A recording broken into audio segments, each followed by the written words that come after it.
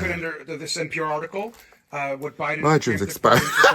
Hey everybody, this is Dean FM, Dean Fraser Milford, here for your creature comfort, and today I wanted to do another reaction video. This one's going to be to Jasmine Crockett humiliates Marjorie Taylor Greene and fiery clapback. We had my video Cooking with Marjorie where Jasmine Crockett had found out on her in Congress, rightfully so. This woman is out of her mind. How's margarine different from butter? I don't know. When it comes to margarine, I don't care about the butter, but anybody but her. You know, let's get right into it. Thank you, Mr. Ullman. I now recognize myself for 5 minutes of questions. Recognize yourself. Ms. Marr, your public statements and social media posts reflect left-wing ideology and blatant opposition to free speech. After all, you were the head of Wikipedia for many years, which is a platform that doesn't tell the truth. Let's walk through some of the public, well, Wikipedia's never been a most reliable source, so the public can understand your personal views. You said your fellow Americans just elected Donald Trump as president again this past November. You called him a deranged racist and sociopath. What just happened in Congress was nothing short of a mic drop moment. I mean it. Rep. Jasmine Crockett stepped up to the mic and torched Marjorie Taylor Greene with one of the most fiery, passionate, and downright humiliating clapbacks we've ever seen on the House floor. This wasn't just about politics. It was about defending truth, journalism, and the very soul of American democracy from far-right attacks trying to paint PBS and NPR as the enemies. The Instagram is Jasmine for us. It's very cute. Let's break it all down. You posted on X that America is addicted to white supremacy. It's appalling. You've publicly chastised using the phrase boy and girl, which you said erases the language for non-binary people. There's only 2 genders, by the way. Ms. Marr, the federal funding that your outlet receives comes from all American taxpayer dollars, not just from your viewers who support such statements. She just sounds so angry. She gets me angry from the first sentence, for your first breath, girl. So that your federal funding is also paid for by the other half of the country. Smoke some weed. The 77 million Americans who voted for President Trump, someone you called a deranged, racist sociopath. Felon. Ms. Marr, sexual abuser. Many find your pro-censorship and anti-free speech views more concerning than your politics. The only speech you like seems to be speech that you agree with. In 2021, you called the First Amendment the #1 challenge in American journalism because it makes it hard to crack down on bad information. You said in a TED Talk that our reverence for the truth might be a distraction. You've also expressed support for deplatforming individuals you view as fascist.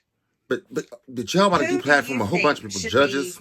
Charged with cracking down on so-called bad information.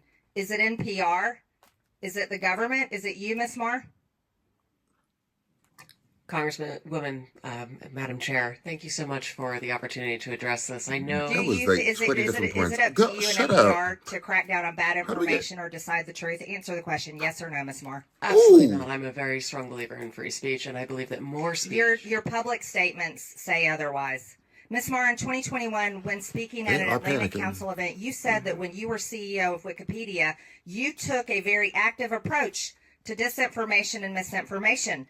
During the COVID pandemic and the 2020 election, you said you censored information through conversations with government. Which governments were those, Ms. Marr? The Biden administration, yes or no? Madam Chair, Wikipedia never censored any information. These are your public statements, Ms. Marr. Ms. Marr, are you familiar with Section 399B of the Communications Act? It prohibits non-commercial education broadcast stations, NCEs, from airing commercials on behalf of for-profit entities. The FCC recently opened an investigation into the underwriting announcements and related policies of NPR and PBS. Does NPR air commercials for for-profit entities, Ms. Marr? Yes or no? Madam Chair, we are in full Whoever supports you, you support. support. You're just being jerks. We support everybody.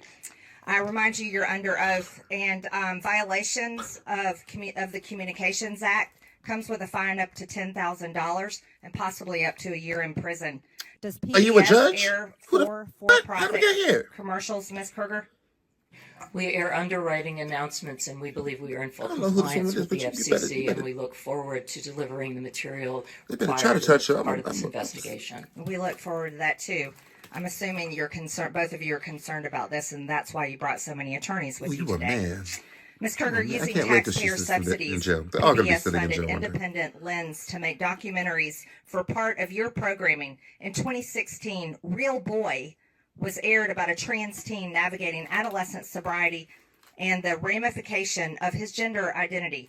In 2022, the same series aired No, you're Our not League, attacking the in which a sobriety. trans woman comes to her old school Ohio bowling league in a story about transition.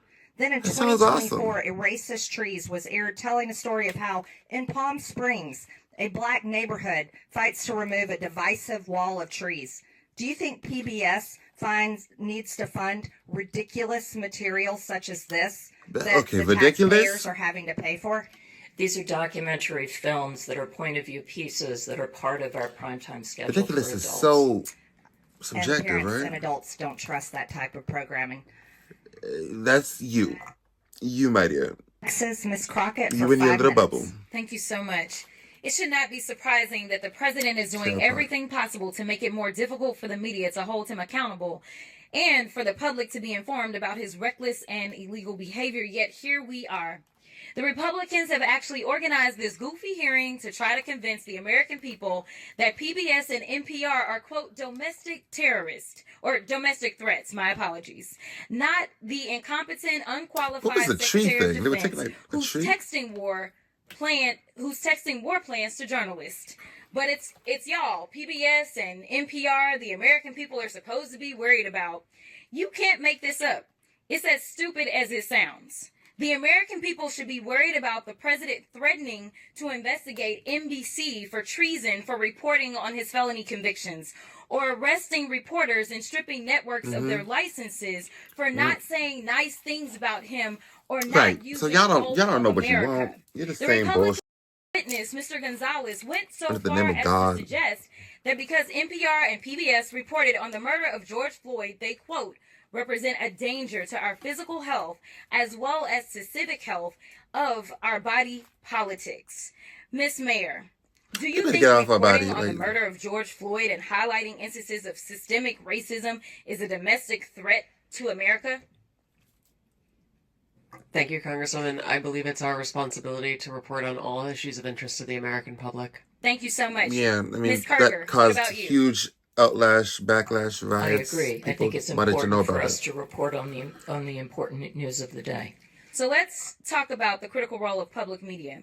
During his first I think term, it was a President scary Trump's own situation. Department of Homeland Security highlighted the importance of public broadcasting's role in public safety. In 2018, his administration stated, quote, PBS and local public television stations play a crucial role in protecting communities by delivering essential information to individuals Can't be and biased. first responders. These benefits are all made possible by public broadcasting stations' unique reach, reliability, and role across America, and are especially vital in rural and underserved areas. But the viewers like Madam you. Chairwoman, Thank I would you. By ask contributions to your PBS station from viewers like you.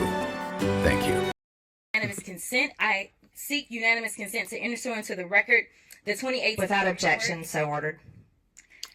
And Madam Chair, I also seek Stop just unanimous saying consent stuff to like enter that. into the record the 2019 report titled I know a Modernizing the problem. Nation's Public Alert and Warning System from Trump's Without objection, so ordered. In the report, FEMA encouraged, quote, the use of public broadcast capabilities too to in expand alert, depth. warning, and communication capabilities to fill gaps in rural and underserved areas.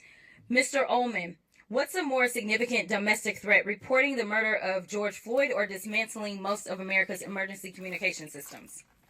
Can you please repeat the question for me, Congresswoman? Which one is more of a threat? Reporting the murder of George Floyd or dismantling most of America's emergency communication systems? Dismantling the emergency systems. And isn't it true that in Alaska is the only, I'm sorry, and Yeah. isn't it true that KB RWAM It's in more Burrow, than just George Alaska, Floyd report, to be is honest. the A whole only lot of broadcast people service available in an brutalized. area of more than 90,000 square miles. That is correct. It's also the North Slope, where the majority of all the oil production that comes from Alaska takes place. Thank you so much. And isn't it true that without these stations' broadcast, Americans in rural communities would lack access to life-saving information and public safety alerts? That is correct. So in your opinion, would eliminating funding for stations in rural America like WNGH, Channel 18, and the Chairwoman's District hurt Americans? It would hurt Americans, yes. In fact, Georgia Public Broadcasting serves as the official distributor of evacuation route information during state-ordered evacuations, and the chairwoman is here advocating to strip their funding. Look, the DOGE agenda isn't about government efficiency. It's about breeding corruption at the expense of the safety of the American people, particularly Americans living in rural or remote parts of the country. They don't care about public safety. They don't care about emergency management, and they don't care about free speech, all of which are harming American people. In fact, I'm going to skip off real quick because they have tried to come for you, Ms. Mayor, and I just want to clarify, you did not work for NPR when those statements were made, did you? That is correct, Madam And to be clear, free speech is not about whatever it is that y'all want somebody to say. And the idea that you want to shut down everybody that is not Fox News is bullshit. We need to stop playing because that's what y'all are doing in here. You don't want to hear the opinions of anybody else. And the Constitution states Congress shall make no law respecting or establishing everything. of religion or prohibiting the free exercise thereof or abridging the... The gentlewoman's time has expired. The gentlewoman's time has expired. I'm right here and I'm not going nowhere. Madam Chairwoman, can I put the she's not going nowhere either. That's unanimous consent, please. Without objection, so ordered.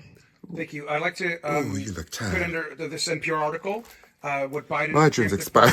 ...members could mean for presidential powers. Without objection, so ordered.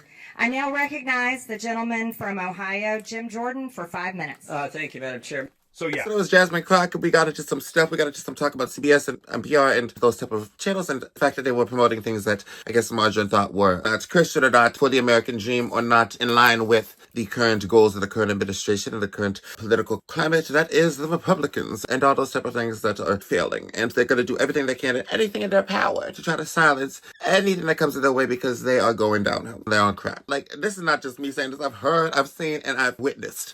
It seems like a lot of them people are on something. There's a very crazy atmosphere at Congress and in politics and in the decisions that are being made under the administration that is making said decisions and under the throttle dump. We like the wordplay up in here. Something that you ain't got to never fear is me. And the people in this country who are going to be fighting for you and the Democrats need to pull it together. I don't think that we need to be going into any other party as liberals, as progressives. Being a progressive Democrat is where I'm at. It's a very good place to be. I think that the immediate challenge and the immediate opponent to the Republican Party is the Democratic Party. So as liberals on that side, I don't think it's very beneficial to kind of try to split up and go to the Green Party, go to this party. We need to just kind of, I think, despite the differences and despite people may feel strongly about certain things that the Democrats do and that the Democrats don't do, I think that we all need to just kind of build on the Democrat Party and use that to our advantage and stick together, especially when it comes to upgrading the term Democrat to progressive Democrat. We should all be on board with that. Vote, get out there and vote whatever your next midterms are. And I hope that you have a nice day. That, my name was reacting to Jasmine Crockett humiliates Marjorie Taylor Greene and fiery clapback. I'll talk to you later. Bye-bye.